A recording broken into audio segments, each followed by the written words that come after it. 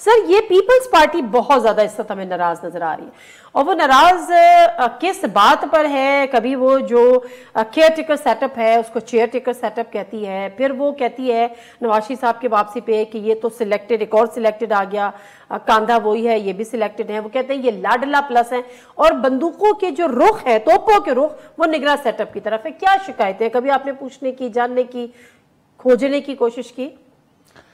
میں نے نہ بندوقیں دیکھی ہیں، نہ بندوقوں کا رخ نگران حکومت کی طرف دیکھا ہے۔ آپ کہہ رہی ہیں سر وہ چیئر ٹیکر سیٹ اپ کہتے ہیں۔ دیکھیں، مجھے نہیں معلوم کہ وہ ناراض ہیں یا ناراض دکھائی دیتے ہیں، مجھے اس کے بارے میں بھی نہیں معلوم۔ اچھا، لیکن اس ملک میں سچ مچ میں یا ویسے کسی کو ناراض ہونے کا حق بھی آپ نہیں دیں گے تو پھر اس ملک میں آزادی بہت کم ہو جائے گی۔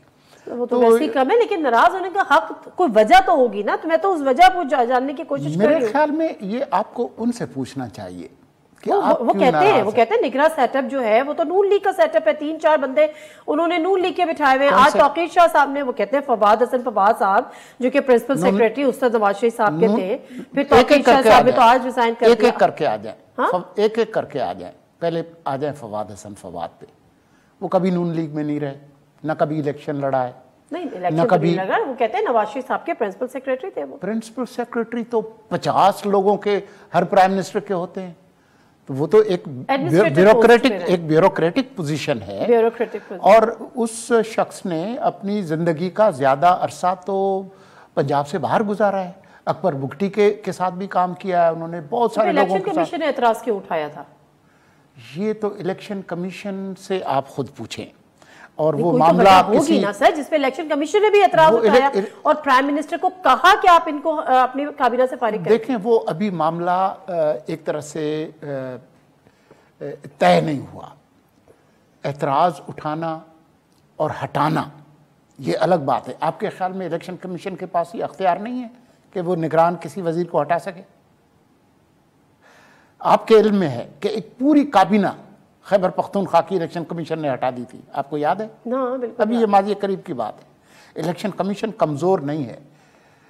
انہوں نے جو اعتراض کیا تھا، ان کے پاس کوئی شکایت آئی تو انہوں نے اس کا نوٹس لیا، شاید وہ آگے بھی کوئی کارروائی کریں، وہ جو کارروائی کریں گے تو اس وقت ہم دیکھیں گے۔ لیکن ابھی آپ مجھ سے پوچھ رہی ہیں تو میں ایک ایک بندے کا آپ کو بتا رہا ہوں۔ فواد حسن فواد ایک سیزنڈ بیوروکریٹ ہیں، وہ کبھی انہوں نے پبلکلی کسی سیاسی جماعت کی حمایت نہیں کی، اور فرض کریں کہ جی وہ نون لیگ سے ہیں، فرض کر لیں۔ ابھی حکومت گزری ہے پی ڈی ایم کی، جس کا بڑا حصہ نون لیگ کے پاس تھا، جس میں خود پیپلز پارٹی بھی شامل تھی، وہ بھی حکومت میں تھے۔ تو 16 مہینے کی حکومت میں اگر وہ نون لیگ کے ہوتے تو وہ کوئی بڑے وزیر بن جاتے۔ وہ 3 مہینے کی نگران حکومت یا 4 مہینے کی یا 5 مہینے کی نگران حکومت کے وزیر کیوں بننا انہوں نے پسند کیا؟ وہ ادھر چلے جاتے۔ نہیں، میں اور آگے جاؤں گا۔ آپ کے علم میں ہے کہ اس نگران حکومت سے پہلے ایک ایکسرسائز چل رہی تھی، ری امیجننگ پاکستان، آپ کو یاد ہے؟ ہاں بالکل۔ اس کے جو روح رواں لوگ تھے، جن میں مصطفیٰ نواز کھوکھر بھی تھے، شاہد خاقان عباسی تھے، مفتاح اسماعیل بھی تھے، ایک اور صاحب بھی تھے، ان کا نام فواد حسن فواد ہے۔ اور ان کی ان سرگرمیوں پر مسلم لیگ نون نے ناراضگی کا اظہار کیا تھا برملا، خود میاں صاحب نے بھی، اور میں نے سنا ہے کہ مریم نواز نے بھی، اور مسلم لیگ نون نے اس کو اچھی نظر سے نہیں دیکھا۔ تو وہ کس طرح سے وہ شریف آدمی نون لیگ کا کیسے ہو گیا؟ میں اس کو ماننے کے لیے تیار نہیں ہوں۔